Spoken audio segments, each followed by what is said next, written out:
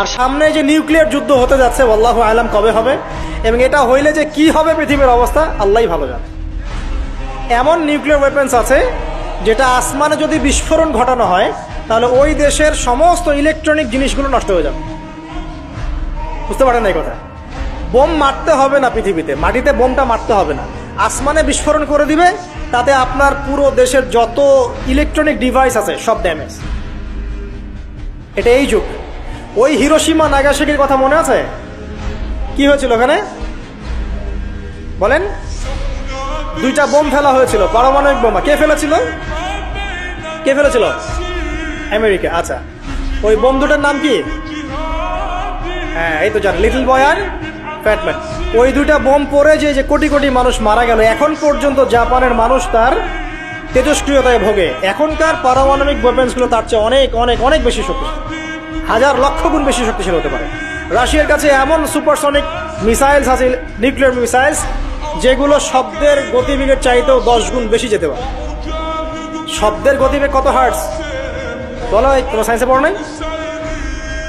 তো এই শব্দের গতিবেগের চাইতেও 10 গুণ 20 গুণ বেশি যেতে পারবে কি একটা মিসাইল। মানে মিসাইল আবার আকাশ প্রতিরক্ষা ব্যবস্থা বলে একটা কথা আছে। আকাশ প্রতিরক্ষা ব্যবস্থায় ওই মিসাইলগুলোকে ডিফেন্ড করে দেওয়া যায়, ধ্বংস করে দেওয়া যায় আকাশেই। ওই প্রতিরক্ষা ব্যবস্থাও ধরতে পারবে না কত জোরে মিসাইল যাচ্ছে, পুরো ব্যাসাকার হয়ে যেতে পারে। আল্লাহু আলাম, আল্লাহ ভালো জানেন। তবে এটা সময়ের ব্যাপার মাত্র যে বিশ্বে একটা ভয়ঙ্কর প্রলয়কারী কিছু একটা হতে যাচ্ছে।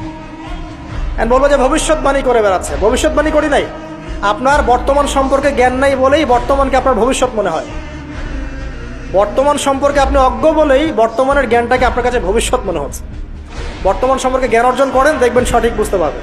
বর্তমান বিশ্বের যে অবস্থা,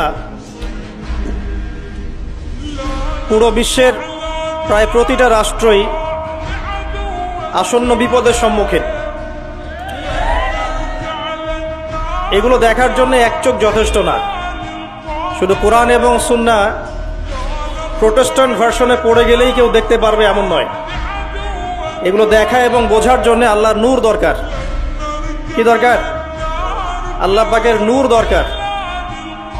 যার কলমের মধ্যে আল্লাহর নূর আছে তার মধ্যে হিকমা এবং বাসিরা বেশি থাকে।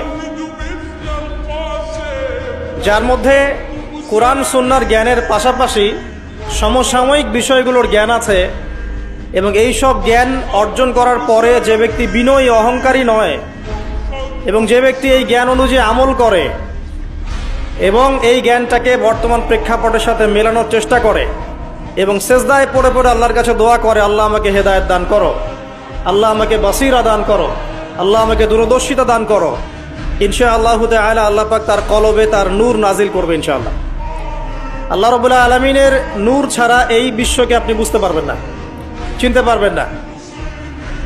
তো প্রেক্ষাপট এখন এমন যেটা মিলে যাচ্ছে সরাসরি আইয়ামে জাহিলিয়াতের সাথে। এই শব্দটা শুনেছেন? আইয়ামে জাহিলিয়াত। আমরা সাধারণত বলি যে নবী সাল্লাল্লাহু আলাইহি ওয়াসাল্লামের নবুয়তের আগের যে যুগটা ছিল ওই যুগটাকে সাধারণত আইয়ামে জাহিলিয়াহ বলা হয়, মানে অন্ধকারাচ্ছন্ন যুগ বলা হয়, তাই তো?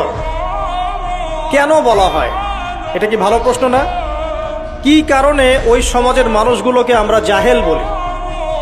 জাহেলকে, যে ব্যক্তি জানে না সে যেমন জাহেল, সত্য আসার পরে প্রত্যাখ্যান করে সেও তো জাহেল।